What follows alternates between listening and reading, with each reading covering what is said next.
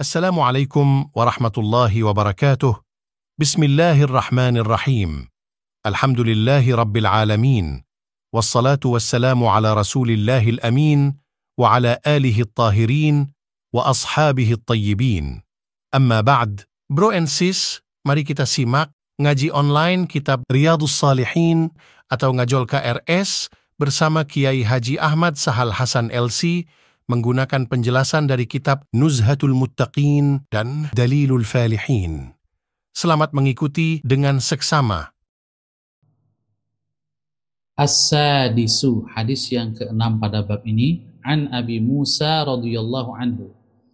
Dari Abu Musa, Allah telah meridhoinya, qala, beliau berkata, ihtaraqa baitun bil madinati ala ahlihi minal lail. Telah terjadi kebakaran satu rumah di Madinah milik salah satu penduduk kota Madinah. Pemilik rumah tersebut di malam hari. Falamma hudditha Rasulullah sallallahu alaihi wasallam bi sya'nihim, tatkala hal itu dikabarkan kepada Rasulullah sallallahu alaihi wasallam, qala, beliau bersabda, inna hadhihi an-nara aduwwul lakum. Sesungguhnya api ini merupakan musuh kalian. Fa idza nimtum, kalau kalian hendak tidur, fa atfi'uha ankum, maka jangan lupa padamkan api yang ada di sekitar kalian atau di rumah kalian yang bisa menimbulkan potensi kebakaran.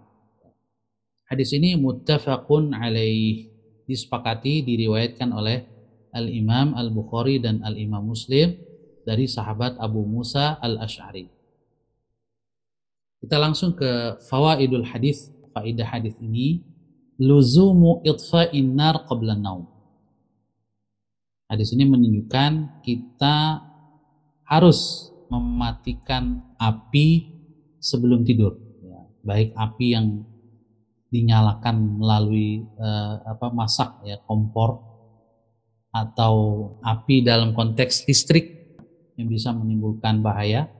Mungkin setrikaan yang habis dipakai jangan sampai lupa dicabut kabelnya dari stop kontak, atau misalnya ada lilin yang dipasang, mati lampu, pasang lilin, itu pastikan lilinnya tidak sampai punya potensi menimbulkan kebakaran. Kalau ditaruh di meja misalnya, pastikan alasnya aman dan lilinnya tidak terjatuh sehingga bisa membakar, dan lain-lain. Intinya pada dasarnya setiap kita hendak tidur, kita harus mengamankan sesuatu yang bisa menimbulkan potensi kebakaran, memastikan bahwa rumah kita aman. Wa hadzal amru fil hadis qila lil irsyad. Perintah Rasul dalam hadis ini berupa atfi'u, perintah untuk mematikan api. Ini sebagian ulama menyebutnya adalah perintah lil irsyad, perintah yang bersifat arahan umum saja.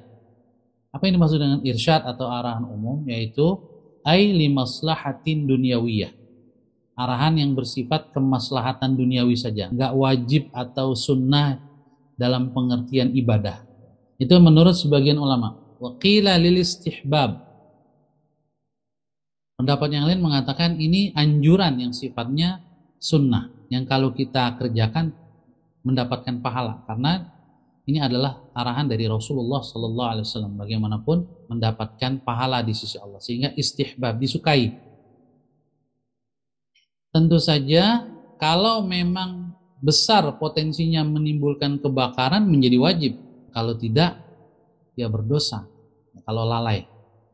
Wa hadza la yashmalul qanadil al-mu'allaqa idza amina ad-darar. Tetapi tidak termasuk arahan atau perintah ini jika api yang kita gunakan itu aman dari kebakaran. Misalnya ada lilin yang ditempel atau yang dipasang tapi sudah safety gitu. Tidur tanpa mematikannya nggak ada masalah. Yang Rasulullah SAW perintahkan untuk mematikan api adalah jika dia bisa menimbulkan potensi kebakaran. Ini yang wajib. Ditambah lagi dengan penjelasan dua orang ulama, ya. Yang pertama Al-Imam Al-Qurtubi, beliau mengatakan qala Al-Qurtubi al-amru fil hadithi lil irsyad, berpendapat bahwa perintah di dalam hadis ini adalah untuk irsyad, sekedar kemaslahatan duniawi. Ini diantaranya Al-Imam Al-Qurtubi. Qal wa qad yakunu lin nadbi, tetapi beliau juga mengatakan mungkin saja ini bermakna mandub, anjuran yang berpahala.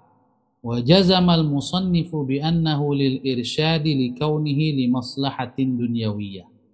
Jadi yang berpendapat bahwa ini sekedar irsyad karena ini memang maslahat duniawi. Dalam konteks kehidupan duniawi tidak ada kaitan langsung dengan ibadah kepada Allah Subhanahu wa ta'ala. Wa tu'aqqiba bi annahu qad yufdi ila maslahatin diniyatin wa hiya hifdhun nafsil muharram qatluha.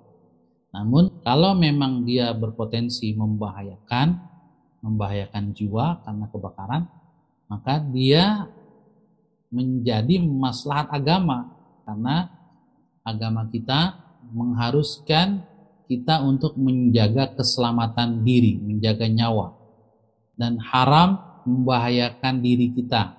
Wal malul muharram tabdziru, sebagaimana juga agama kita mewajibkan kita menjaga harta dan mengharamkan menyia-nyiakan harta atau menghabiskan harta atau membahayakan harta. Kebakaran tentu saja ini membuat harta benda menjadi ludes. Jadi kalau itu karena kelalaian kita, ya fala yalumanna illa nafsa, jangan salahkan kecuali diri sendiri. Kemudian penjelasan yang kedua dari Al-Imam At-Tabari. Wa qala At-Tabari, "Idza bata al-wahidu fi baitin laysa fihi ghairuhu wa fihi narun fa 'alaihi an yutfi'aha qabla naumihi." Kalau seseorang di rumah sendirian, kemudian dia hendak tidur, maka dia harus memastikan sudah mematikan api yang ada di rumahnya sebelum tidur, yang bisa menimbulkan bahaya kebakaran. Au yaf'alu biha ma ya'manu ma'ahu al-ihtiraq. Atau kalau dia tidak mau mematikan karena memang masih membutuhkan penerangan, pastikan bahwa api atau penerangan yang dia gunakan itu aman. Wa in kana fil baiti jama'atun, kalau di dalam rumah itu ada beberapa orang, tidak sendirian, fa innahu yata'ayyanu ala ba'dihim wa akhassuhum bidzalika akhiruhum nauman. Nah, kalau tidak sendirian, berdua atau bertiga atau lebih, maka harus ada salah satu yang memastikan bahwa api sudah dimatikan atau sudah diamankan.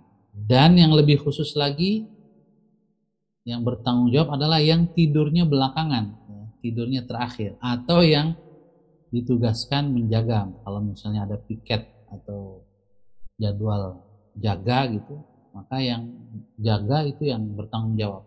Famata farrata fi dzalika kana mukhalifan lis-sunnah.